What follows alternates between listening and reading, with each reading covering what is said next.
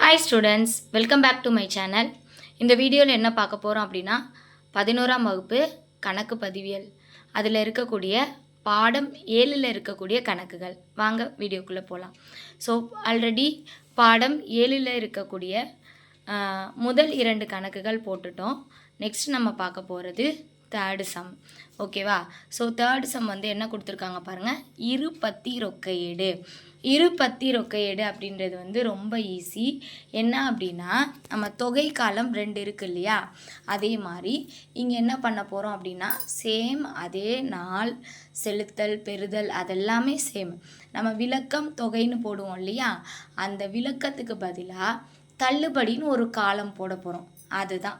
So அதை தான் என்னன்னு சொல்கிறாங்கன்னா இரு பத்தி, 2 பத்தி இருக்கு இல்லையா, ஒன்று ரொக்கம் இன்னொன்று தள்ளுபடி. ஸோ இது மாதிரி 2 காலம் போடுறதுனால அதை என்னன்னு சொல்கிறாங்கன்னா இரு பத்தி ரொக்கையீடு அப்படின்னு சொல்கிறாங்க.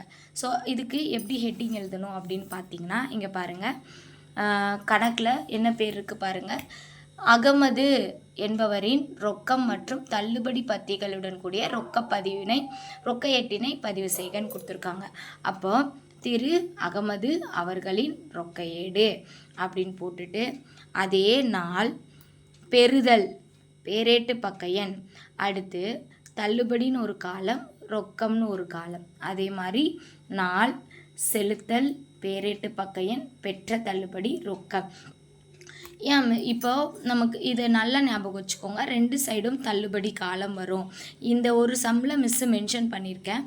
ஏன் அப்படின்னா, இப்போது நம்ம விற்பனை செய்கிறோம் அப்படின்னா, இப்போ நான் தான் ஓனர், நான் தான் வந்து ஒரு தொழிலோட முதலாளியாக இருக்கேன் அப்படின்னும் போது நான் ஒரு பொருளை விற்கிறேன் அப்படின்னா என்கிட்ட நிறைய பேர் வாங்கணும் அப்படின்னு சொல்லிட்டு நான் தான் என்ன பண்ணுவேன், தள்ளுபடி கொடுப்பேன். இப்போ ஒரு பேனா, இப்போ இந்த பேனா விற்கிறேன்னு வச்சுக்கோங்களேன், இந்த பேனாவை 5 ரூபாய்க்கு விற்கிற இடத்துல 4 ரூபாய்க்கு விற்றா எல்லோரும் என்ன பண்ணுவாங்க, எக்ஸ்ட்ராவாக அதிகமாக என்ன பண்ணுவாங்க, பென்னு வாங்குவாங்க. அப்போது நான் விற்பனை செய்கிறேன் அப்படின்னா எனக்கு வந்து அளித்த தள்ளுபடி ஒரு பொருளை, ஏன் அப்படின்னா விற்பனை வந்து எங்கே இருக்குது, பெறுதல்களில் இருக்குது, அப்போது அளித்த தள்ளுபடி இருக்கும். இதே இது கொள்முதல் அப்படின்னும் போது, இங்கே பாருங்கள் கணக்கில் கொள்முதல் அப்படின்னும் போது நமக்கு வந்து பெற்ற தள்ளுபடி. ஏன் அப்படின்னா, இப்போ கொள்முதல் அப்படின்னா பொருளை வாங்குறது. அப்போ ஒரு பொருளை நான் வாங்குகிறேன் அப்படின்னா நம்ம என்ன பண்ணுவோம், ட்ரெஸ் எல்லாம் வாங்குகிறோம் அப்படின்னா எந்த கடையில் டிஸ்கவுண்ட் நிறையா தராங்க அப்படின்னு சொல்லி பார்த்து தான் நம்ம கடைக்கு போவோம். அதே மாதிரி நம்ம ஒரு பொருளை வாங்குகிறோம் அப்படின்னா நம்ம வந்து என்ன பண்ணுறோன்னா பெற்ற தள்ளுபடி, நம்ம தள்ளுபடி பெறுகிறோம். இதே நம்ம விற்கிறோம் அப்படின்னும் போது நம்ம கொடுக்குறோம், நம்ம அளித்த தள்ளுபடி. அப்போ கொள்முதலையும் விற்பனையும் ஞாபகம் வச்சுக்கணும். விற்பனை அப்படின்னும் போது நமக்கு அளித்த தள்ளுபடி, கொள்முதல் அப்படின்னும் போது நமக்கு பெற்ற தள்ளுபடி. அப்போது விற்பனை அப்படின்றத வந்து நம்ம எந்த பக்கம் எழுதுவோம்னா பெறுதல்களில். அதே மாதிரி அப்போ பெறுதல்களில் விற்பனை இருக்குது அப்படின்னும் போது அங்கே அளித்த தள்ளுபடி இருக்கும்.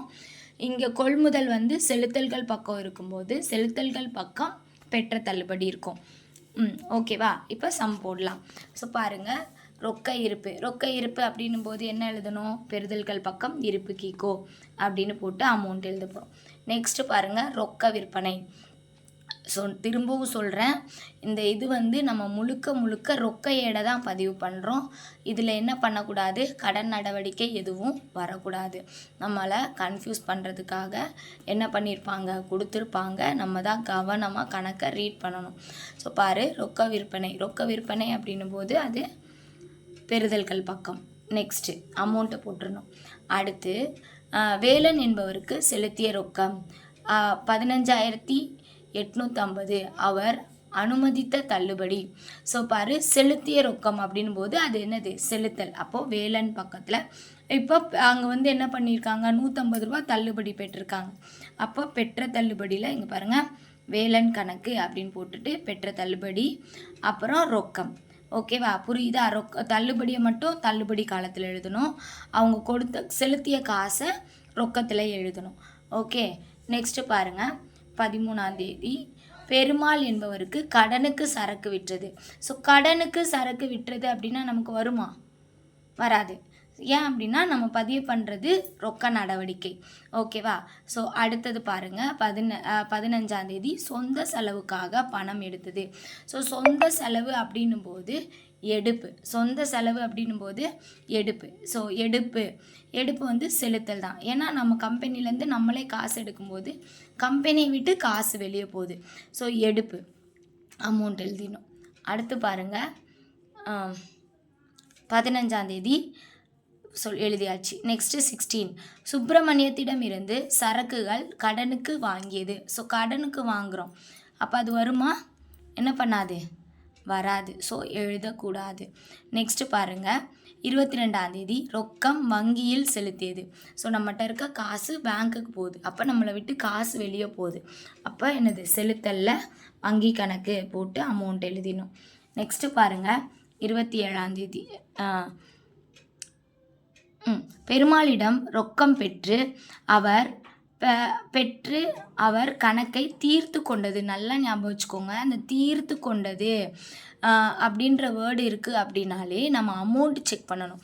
ஏன் அப்படின்னா அங்கே வந்து என்ன இருக்கும்னா தள்ளுபடி ஒளிஞ்சிருக்கும்.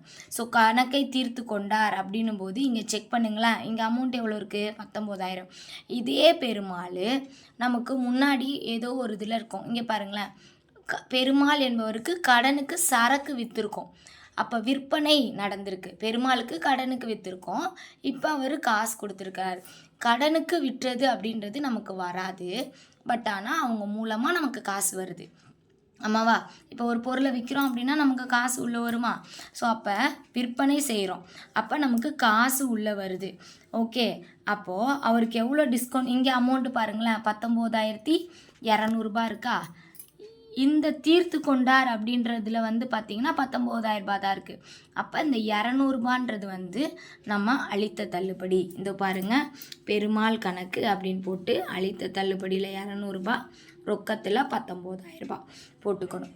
நெக்ஸ்ட்டு,